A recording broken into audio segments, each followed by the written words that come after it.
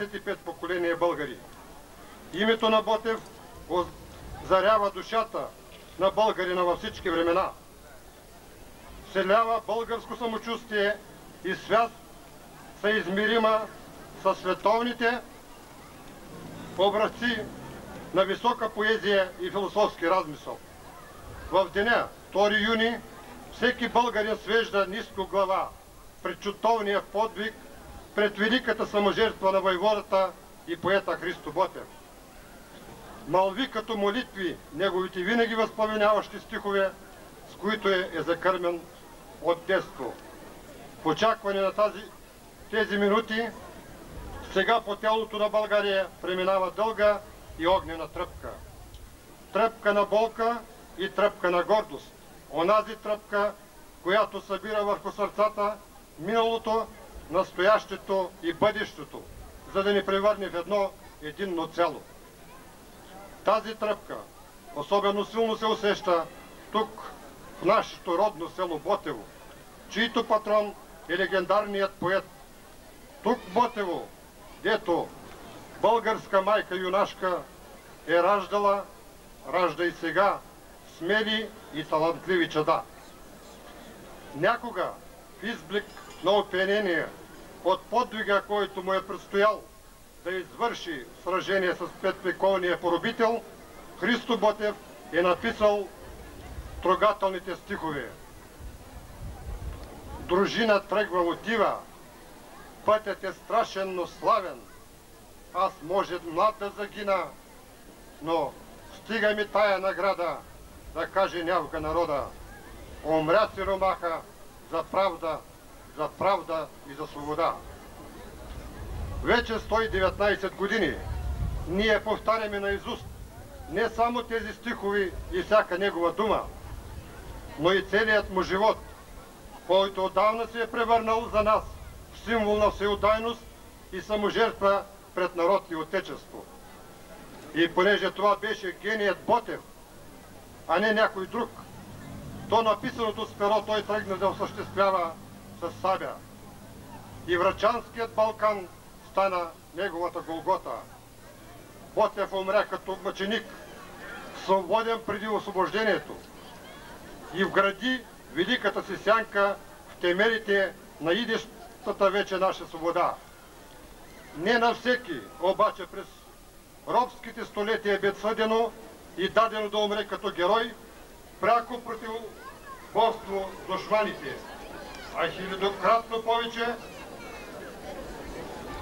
бяха невинните свидни жертви. Нека и тях да не забравяме в Ботевия ден, защото и техните кости, засети обилно прекрасната и свещена наша земя, допринесоха да има отново България.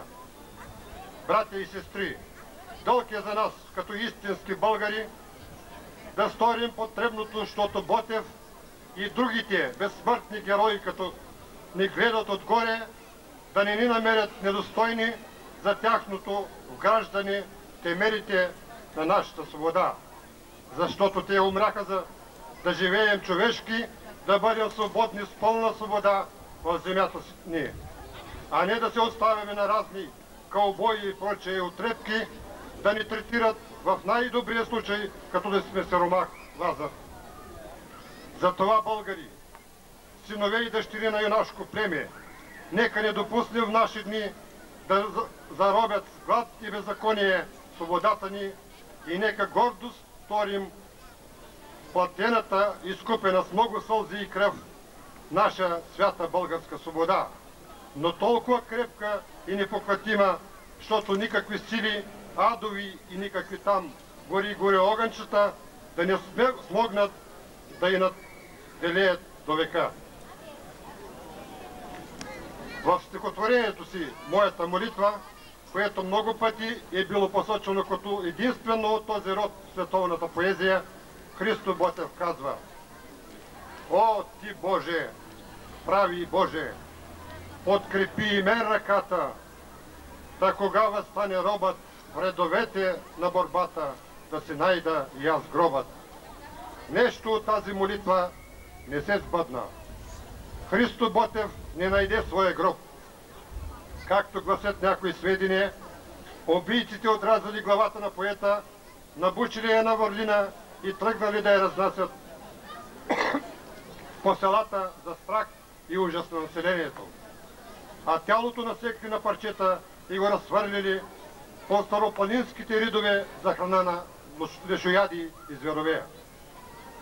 Христо Ботев няма гроб. Той има само любов, лобно място, има паметник, има върхове, има селища, има улици и площади, има легенди, има песни, но гроб няма. Не в земята нашият народ положи своя велик син, а в душата си, за да стане той дух на духа ни, както е бил плът от нашата плът. Защото без Ботев няма България. На тая робска земя той стана небе, което я огрява и оплодява. И в най-опасните и бурни дни българската земя има своето слънце – Ботев.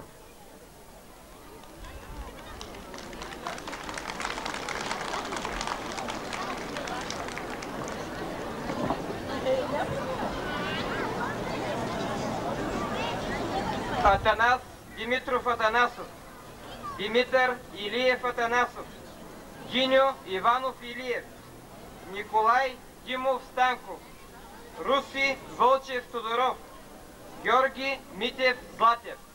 Това са ботевци, оставили кости си по бойните полета на Отечествената война.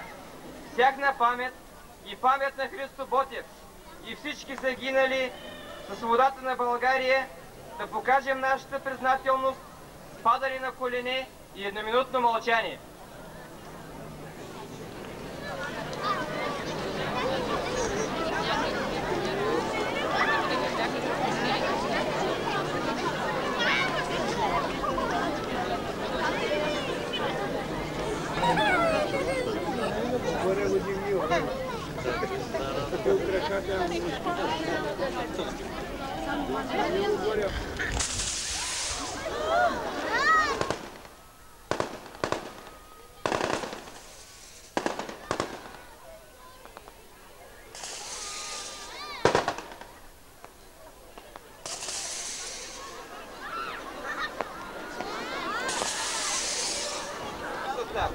Маргарита Нейчева, хор. Корепетитор Панайот Панайотов. И солисти Бенка Стоянова, Стоянка Манолова, Стойка Михайлова и Георги Атанасов.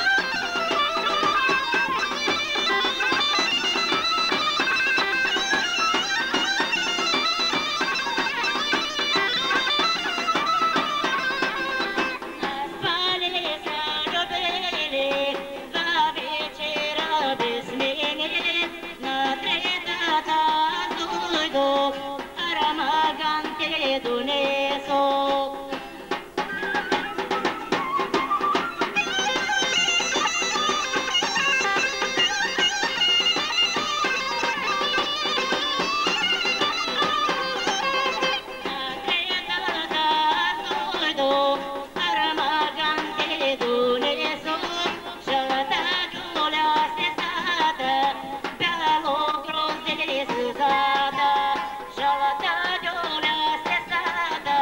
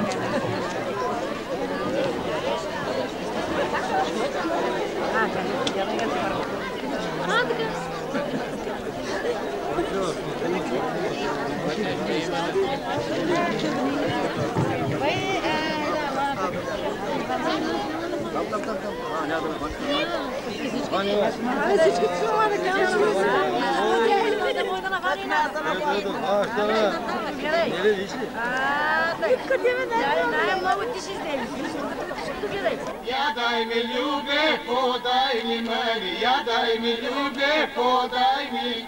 Semena dađeme da namrči Boga, baš Petrivana.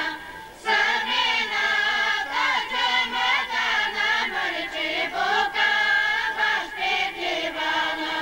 Trnovograda da ida, meni, Trnovograda da ida.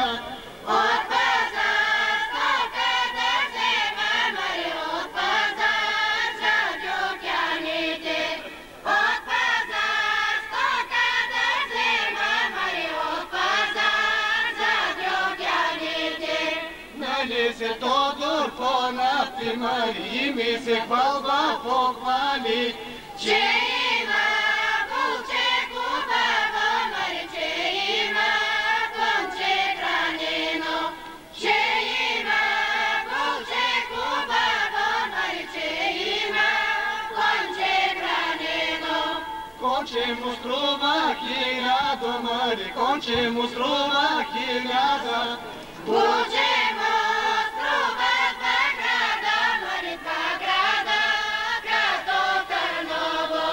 Buđemo struba dva grada, mari dva grada, grad do Trnovo.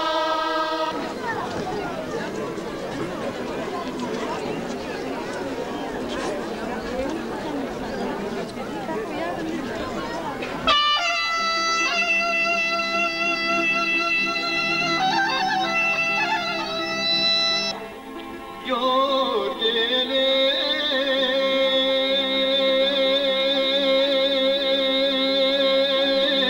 baka gupchario kavoda ošte kamtreva